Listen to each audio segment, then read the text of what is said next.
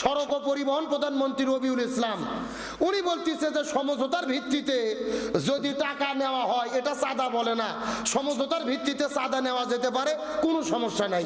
যেরকম সুবহানাল্লাহ, কি যেরকম নাউজুবিল্লাহ। আচ্ছা বলেন তো, চাঁদা তো চাঁদাই, এটা যদি সমঝোতার ভিত্তিতে নেওয়া হয় তাহলে ওটাকে হালাল হয়ে যাবে? আরে ভাই, বাংলাদেশে চাঁদাবাজি যারা করে এরা তো সমঝোতার ভিত্তিতেই করে। প্রশ্ন করবেন হুজুর কিভাবে? আমাদের বগুড়া সাতমাথায় আশেপাশে ফুটপাতে যত দোকান আছে দেখবেন চাঁদাবাজেরা চাঁদাবাজি করে। কিভাবে সমঝোতা? আগে চুক্তি করে প্রতিদিন তোমাকে 500 টাকা দিতে হবে, কোনো দোকান 200 টাকা, বাদামালা 50 টাকা, পানালা 50 টাকা। এই যে একটা সমঝোতা হয় কি হয় না? সমঝোতা করে প্রতিদিন ইচ্ছা মতো টাকা উঠে খায়। তাহলে এই যে চাঁদাবাজি করতেছে সমঝোতার ভিত্তিতে, এটা কি জায়েজ আছে? এটা করার কি সুযোগ আছে? আবার আমি বাংলাদেশের 64টা জেলায় মাহফিল করার বদৌলতে আমি রাতের বেলা ঘুরি, সফর করি। যারা রাতের বেলা গাড়িতে চলাফেরা করেন দেখবেন এই যে ট্রাকগুলোতে যেই পণ্যগুলো ঢাকাতে যায়, প্রত্যেকটা ডিস্ট্রিক্ট চেঞ্জ হওয়ার সাথে সাথে কিছু প্রশাসনের ভাইরা রাস্তায় ধরে থাকে, ট্রাক আটকায় টাকা উঠায়। কোনো ট্রাক থেকে 500, কোনো ট্রাক থেকে 200, একেবারে চুক্তিবদ্ধ সমঝোতা আছে, ওই টাকা দিয়ে ঢাকাতে যেতে হবে। যেই বেগুনের দাম বগুড়াতে 20 টাকা কেজি, একই বেগুন ঢাকাতে 100 টাকা কেজি। কারণ কি? 80 টাকা দাম কেন বাড়লো?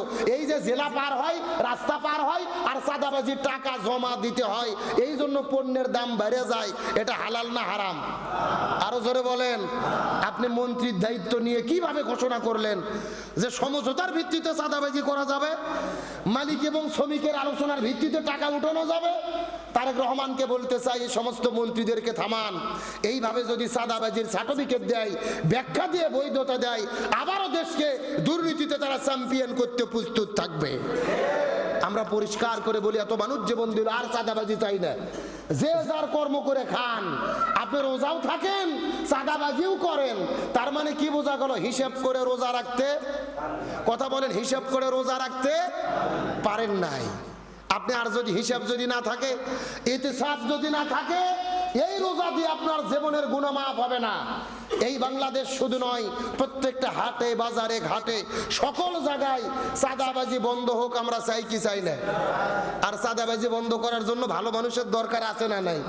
এখন এমপি মন্ত্রী যদি বৈধতা দেয়, কর্মীরা কি বন্ধ করবে না 100 ডিগ্রি ফোর্সে চালাবে? হ্যাঁ, তেঁতুল গাছ লাগায় যেরকম আপেল পাওয়া যায় না, পাওয়া যাবে নাকি? তেঁতুল গাছের থেকে আপেল পাবেন? আপেল খাইতে চাইলে আপেলের গাছের কাছে যাওয়া লাগবে, বড়ুই খাইতে চাইলে গরুর কাছে যাওয়া লাগবে। ভালো মানুষের মাধ্যমে চাঁদাবাজি বন্ধ করা এই সমাজের সুযোগ ছিলেন। তাহলে বলতে চাচ্ছিলাম, রমজানের রোজার প্রস্তুতি শুধু খাওয়ার প্রস্তুতি নয়, ভালো ইবাদত করার প্রস্তুতি নিতে হবে। আর ভালো ইবাদত করে রোজা যদি রাখতে পারি, আমাদের জীবনের গুনাহগুলোকে মাফ করে দেবেন কে? আমার বন্ধুগণ, মুসলমান ভাইরা গভীর মনোযোগ লক্ষ্য করুন। বলতে চাচ্ছিলাম, 3টা জিনিসের মাধ্যমে আল্লাহ হাসরের ময়দানে জীবনের গুনাহগুলোকে মাফ করে দেবেন। 1 নম্বর হলেন, আপনার কোরআন যদি সুপারিশ করে আল্লাহ তাকে জান্নাত দেবে। 2 নম্বর হলো, ওই কুরবানি ঈদুল আজহার দিনে আমরা যেই পশুগুলো জবে করি আল্লাহর সন্তুষ্টির জন্য, এই পশুগুলো যদি আল্লাহর কাছে সুপারিশ করে, আল্লাহ তাআলা তাদেরকে জান্নাতে দিয়ে দেবে।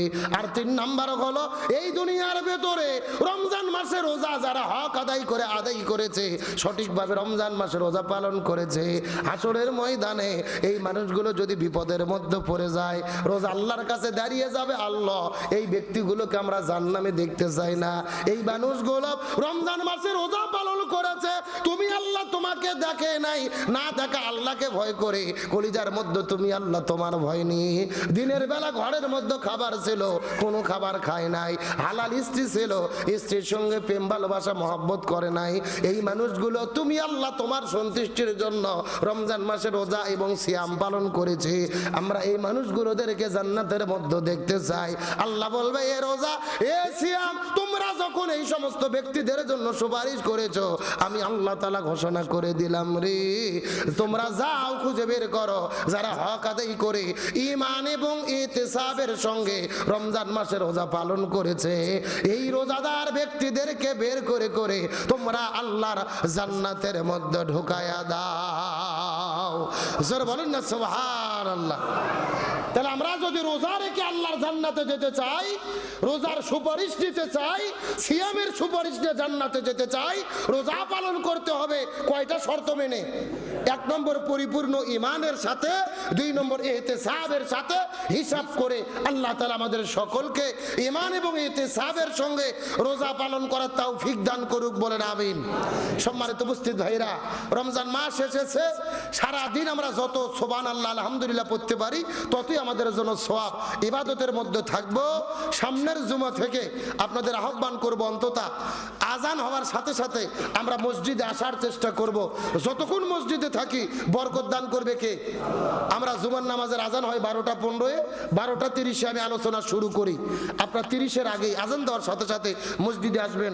আল্লাহ তাআলা আমাদের সকলকে রমজানের হক আদায় করে রোজা রাখার তৌফিক দান করুক, বলেন আমিন।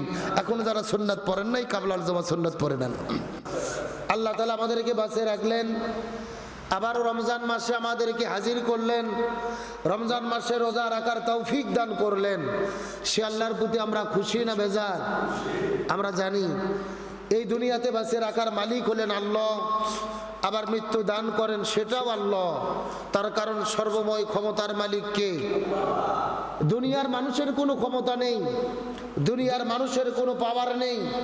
এই বাংলাদেশের ক্ষমতা আজ আছে কাল নেই, এমপি মন্ত্রীর ক্ষমতা আজ আছে কাল নেই, কিন্তু একমাত্র যার ক্ষমতা হারায় না, ক্ষমতা কমে না, ক্ষমতা বাড়েও না, সর্বাবস্থায় যিনি তার স্বকীয় ক্ষমতা নিয়ে থাকেন তিনি কে? সুতরাং আল্লাহর মতো বড় ক্ষমতাবান দুনিয়াতে কেউ। আল্লাহ সুবহানাহু ওয়া তাআলা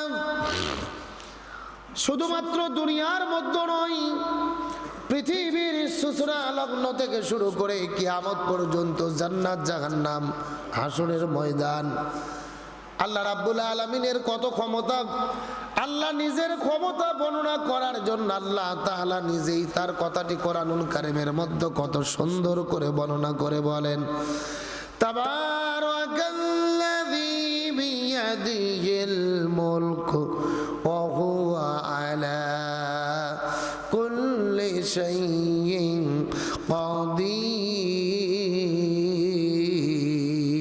কাদির। আর জোরে বলে আল্লাহু আকবার। আল্লাহ রাব্বুল আলামিন বলে, হে পৃথিবীর মানুষেরা গভীর মনোযোগ, তাবারাকাল্লাযী বিয়াদিহিল মুলক, সমস্ত ক্ষমতা রাজত্ব পাওয়ার আমি আল্লাহ তাআলা আমার হাতে। তাবারাকাল্লাযী বিয়াদিহিল মুলক ওয়া হুয়া আলা কুল্লি শাইইন কাদির। আল্লাহ তাআলা সর্বময় ক্ষমতার অধিকারী, আল্লাহর মতো ক্ষমতা দুনিয়ায় কারো হতে পারে না। তাহলে চিৎকার করে বলেন সর্বময় ক্ষমতার মালিক কে? আর একটু জোরে বলেন। এই বাংলাদেশের এমপি মন্ত্রী, রাষ্ট্রপতি, প্রধানমন্ত্রী যাদের ক্ষমতা আজ আছে, আবার কাল ক্ষমতার চেয়ার যতক্ষণ থাকে ক্ষমতা ততক্ষণ থাকে, আবার চেয়ার থেকে যখন নেমে যায় তখন কি ক্ষমতা থাকে? এই যে বাংলাদেশে 1.5 বছরে প্রভাবশালী ক্ষমতা সম্পূর্ণ ব্যক্তি ছিলেন ডক্টর মোহাম্মদ ইউনূস।